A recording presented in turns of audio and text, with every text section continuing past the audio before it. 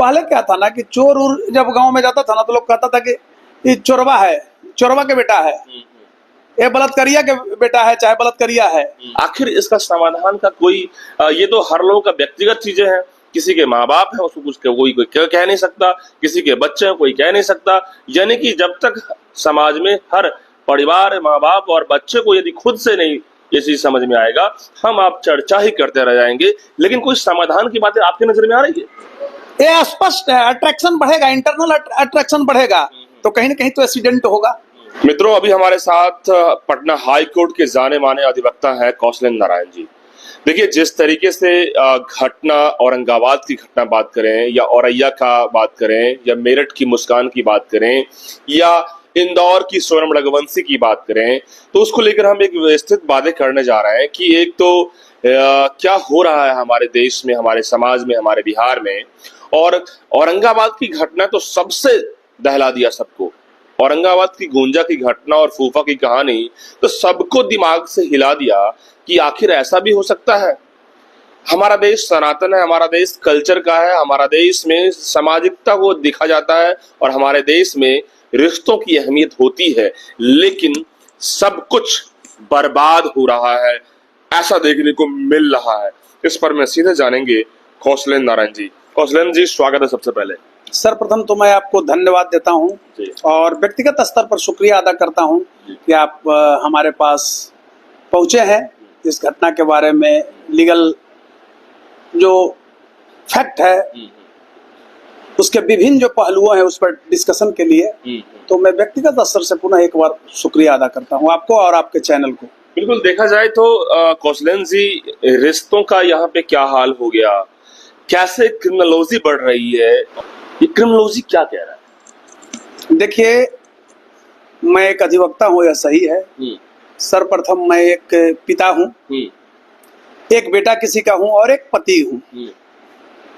खासकर मैं बताना चाहता हूँ कि समाज में मोरल लेजिस्लेशन होता था, नैतिक वैधवीकरण, सोशल वैल्यूज जिसको भी कह सकते हैं, आज उसका ह्रास हो रहा है। समान उम्र की महिला पत्नी होती थी, समान उम्र की महिला बहन होती थी, अगल बगल पास पड़ोस की बहन होती थी, गांव में भी जो पैदा लेती थी वो बहन थी।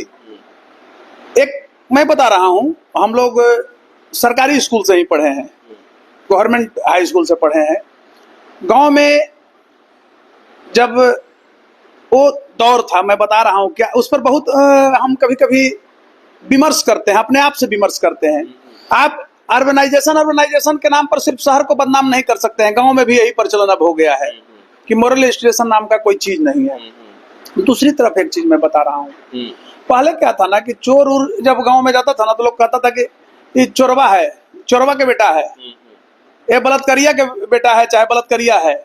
आज क्या है कि चोर और बलात्कारी को, मवाली को, भ्रष्टाचारी को गांव वाले माने उसको बहुत बड़ा पदवी देते हैं। देख रहा है ना, फलना के बेटा जा रहा है, फॉर्च्यूनर से जा रहा है, ओडी से जा रहा है, रेंज रोवर से जा रहा है।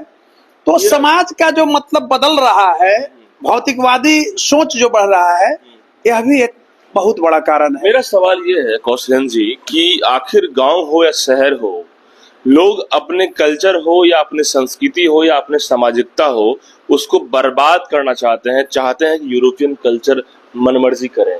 लेकिन यूरोपियन कल्चर के लोग जिस तरीके से जीते हैं तो उन्हें कोई प्रॉब्लम नहीं आती है, कहीं कोई क्राइम नहीं हो पाता है। इस तरह की शुरू से ही डेवलप है और यूरोपियन कल्चर में ऐसा नहीं देखने मिलता है। लेकिन जब इंडियन कल्चर जब पूरी तरीके से कोलैप्स हो रहा है, कन्वर्ट हो रहा है, तो क्राइम बढ़ता जा रहा है। लड़कियां हो या परिवार के मदर फादर हो, दोनों जिम्मेदार होते जा रहे हैं और मानने को तैयार नहीं है।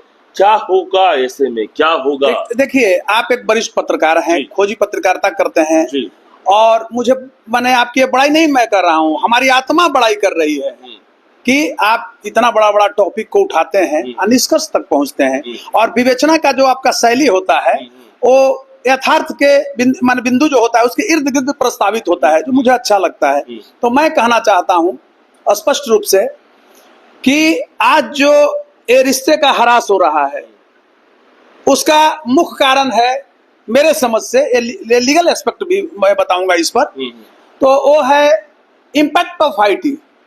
आईटी का जो प्रभाव लोगों पर आ रहा है, जैसे हम उसको तोड़ते हैं, एक बहुत बढ़िया हम वर्गीकरण कर देते हैं। एक तरफ आईटी आने से महिला सशक्त हुई है, पुरुष भी सशक्त हुए हैं।